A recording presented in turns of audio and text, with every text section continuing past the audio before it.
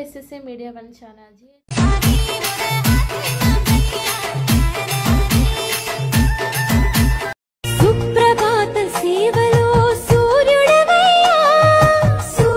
కేంద్ర electronics IT మంత్రిత్వ శాఖ ఆధ్వర్యంలో యువ ఏఐ ఫర్ ఆల్ కోర్సును ప్రారంభించింది. దేశంలో యువతను ఏఐ టెక్నాలజీ గురించి నేర్చుకునేలా ప్రోత్సహించేందుకు కేంద్ర ప్రభుత్వం ఈ కార్యక్రమం చేపట్టింది. కేంద్ర ప్రభుత్వం యువ ఏఐ ఫర్ ఆల్ అనే ప్రతిష్టాత్మక కార్యక్రమానికి శ్రీకారం చుట్టారు. అందరికీ ఏఐ అందుబాటులో ఉంచాలనే లక్ష్యంతో ఈ కోర్సును ప్రవేశపెట్టారు. ఇండియా ఏఐ మిషన్ కింద ఎలక్ట్రానిక్స్ ఇన్ఫర్మేషన్ టెక్నాలజీ మంత్రిత్వ శాఖ యువ ఏఐ ఫర్ ఆల్ అనే ఉచిత కోర్సును ప్రారంభించింది. ఇది భారతీయులందరికీ, ముఖ్యంగా యువతకు ఆర్టిఫిషియల్ ఇంటెలిజెన్స్ను పరిచయం చేసే మొట్టమొదటి కోర్సు.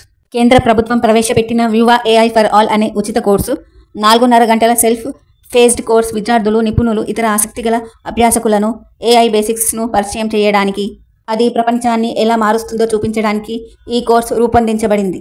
ఇది సింపుల్, ప్రాక్టికల్ మరియు రియల్ టైం ఉదాహరణలతో లెర్నింగ్ మరియు రిలేటబుల్గా సరదాగా చేస్తుంది. ఈ కోర్స్ ప్రముఖ లెర్నింగ్ ప్లాట్ఫామ్లైన future skills prime, IGOT, Karmayogi మరియు ఇతర ప్రముఖ ఎడ్టెక్ పోర్టళ్లలో ఉచితంగా లభిస్తుంది. కోర్సు పూర్తి చేసిన ప్రతి లెర్నర్కు భారత ప్రభుత్వం నుండి అధికారిక సర్టిఫికేట్ లభిస్తుంది. అసలేంటి ఏఐ, అది ఎలా పనిచేస్తుందో తెలుసుకోవడం, ఎడ్యుకేషన్, క్రియేటివిటీ మరియు పనిని ఏఐ ఎలా మారుస్తుందో తెలుసుకోవచ్చు. ఏఐ టూల్స్ సురక్షితంగా మరియు బాధ్యతాయుతంగా ఎలా ఉపయోగించాలో అర్థం చేసుకోవడం, భారతదేశం నుండి కూల్ రియల్ వరల్డ్ ఏఐ వినియోగాన్ని తెలుసుకోవడం, ఏఐ భవిష్యత్తు, రాబోయే కొత్త అవకాశాలను తెలుసుకోవడం. ఈ కోర్సు 100% ఉచితం. అందరూ ఈ కోర్సు నేర్చుకోవచ్చు.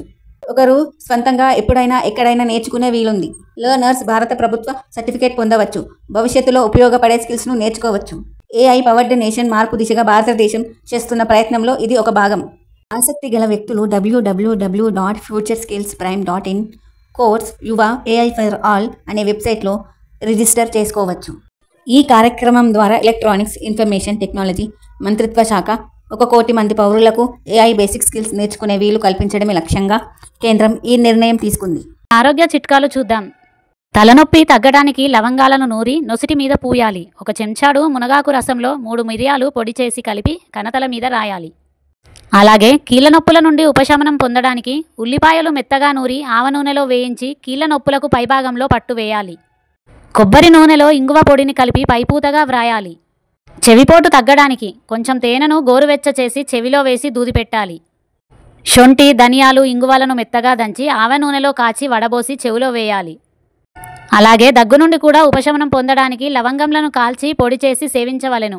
నిప్పు మీద వామును వేసి ఆ పొగను పీల్చుట వలన దగ్గు తగ్గును. అలాగే గుండె నొప్పి రాకుండా 2-3 తులముల చొప్పున తేనెను ప్రతిరోజు 2 పూటలు సేవించవలెను.